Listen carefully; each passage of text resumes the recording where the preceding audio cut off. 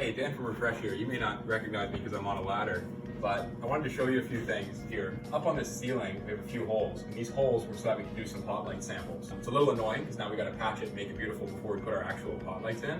But we wanted to show you a few things that we've learned since we do the taping, the mudding, and the drywall, and then the finishing ourselves too. Is we've learned a few things about patching these holes to make it a little easier, so that we can get a nice clean ceiling.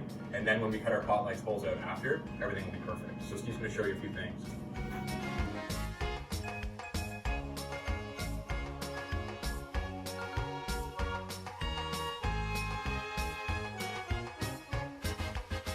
Hey, it's Steve.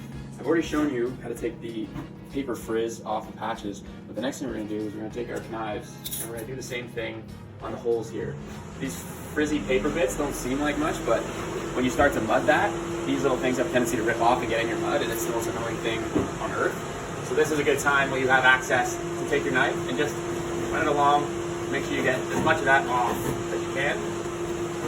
It's also nice to give this spot of bevel so the mud has something to key into.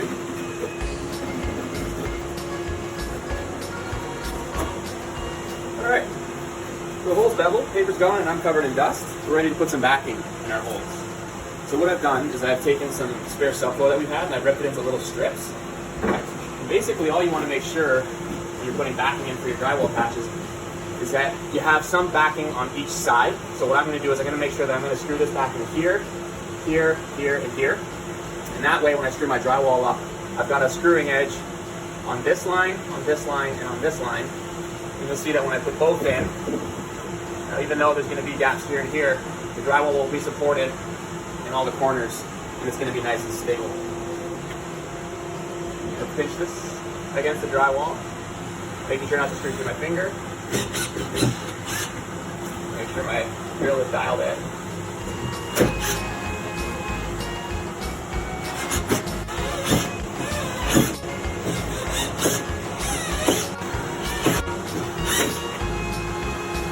Okay, so now I've got my blocking and I'm ready to take the patch that I've already pre-beveled and cleaned up the edges on. And now, when I hold that in there, I'm going to screw that in. It's going to be nice. It's going to be definitely on the same level as the previous drywall. It's got a nice bevel for the new mud to key into, and when I tape that, this thing is going to stay, it's not going to crack. And that's the goal here. So same thing, I'm going to hold it up. I'm going to make sure I get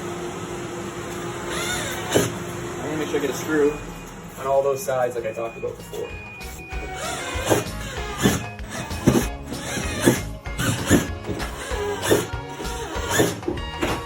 Okay, patch is in, it's not going anywhere, it's secured. We're going to fill that with some mud and then we're going to tape over it, make sure that that joint never cracks in the future.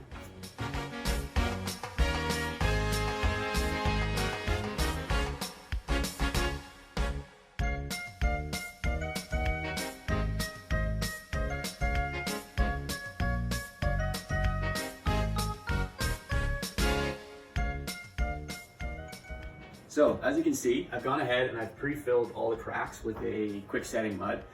This is probably overkill, but depending on who you talk to, a lot of mudders will say that this is the #1 step in preventing cracks. So if this is a DIY job for you and you're doing it quick, if you're not going to pre-fill, then just make sure that you get your all-purpose joint compound in those cracks all the way so that when it dries, there's no gap between the new drywall and the old.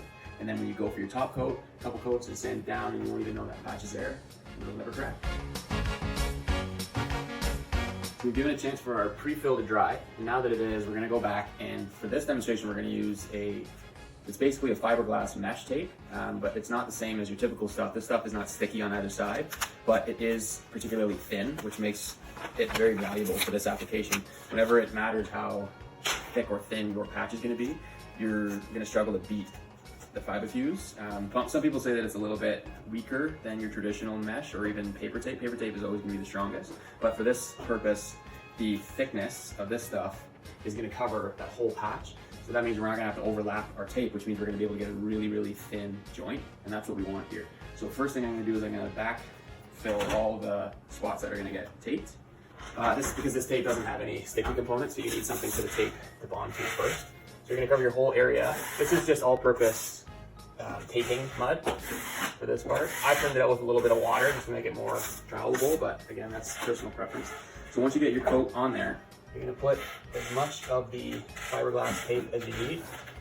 And generally just smooth it out in one direction. If you start going in opposite directions, you're going to pull those individual fibers out and it's going to get a little bit messy.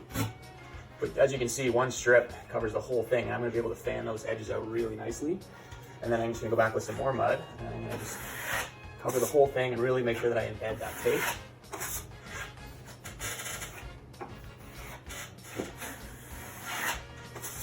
And once that dries, I'll come back and hit it with another coat.